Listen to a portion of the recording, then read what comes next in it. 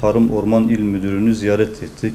Ekonomik anlamda sıkıntı çektiğimiz bir zamanda tarımın önemi, Tarım Bakanlığı'nın önemi de artmaktadır. Bize bu konuda bazı talepler geldi. Biz bu talepleri raporlaştırdık. Bu taleplerin çözümünü de kendimizce oluşturduk ve bugün Sayın Müdürümüze sunduk. Sağ olsun kendisi çok ilgili biriydi. Malumunuz Siirt'te TMO yok. En azından TMO'nun bir satış noktasının açılması, satış noktalarının olması, çünkü vatandaşı rahatlatacak bir durumdur bu.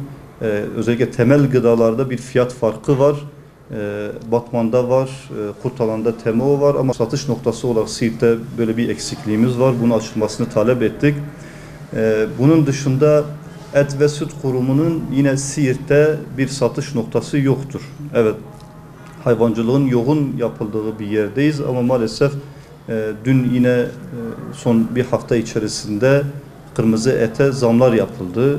Doğal olarak bunun bir yönüyle vatandaşı rahatlatacak olan Et Süt Kurumu'nun hizmete sunulması Siirt'te bir artıdır, bir faydadır. Tarım ve kooperatif marketleri bir tane açılmış, sayı yetersiz. Bu sayı artırılacaksa dahi ki artırılması lazım. Dar gelirlerin olduğu mahallelere öncelik verilmesi lazım.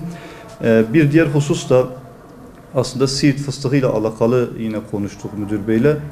Siirt fıstığın TMO ürünlerinden sayılabilir mi?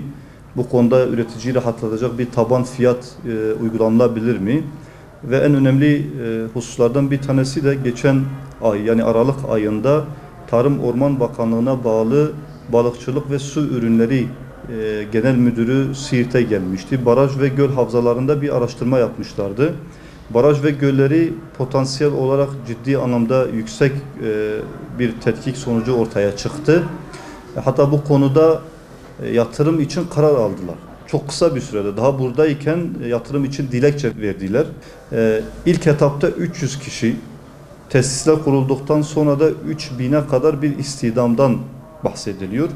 Siirt gibi bir şehirde 3000'lik bir istihdam hayati bir önemdir.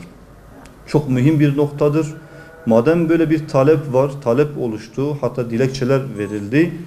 Yetkililer, yani yerel yetkililer bunun üzerinde durmalıdır, takibini yapmalıdır. Bu fırsatı kaçırmamamız lazım ve özellikle çinko fabrikası gibi bir neticeye dönüşmemesi lazım. Yani bu şehrin en büyük, en önemli sorunlardan bir tanesi istihdamdır.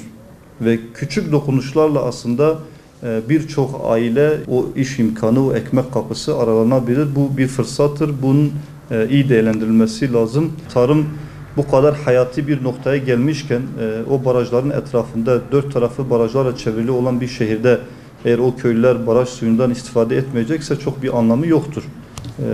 Gerekli imkanlar köylülere sağlanması lazım. Özellikle tarım noktasında çok hassas davranmak lazım. Vatandaşın sorun ve taleplerini tekrar yetkili kişilerle, kurumlarla paylaşmaya devam edeceğiz.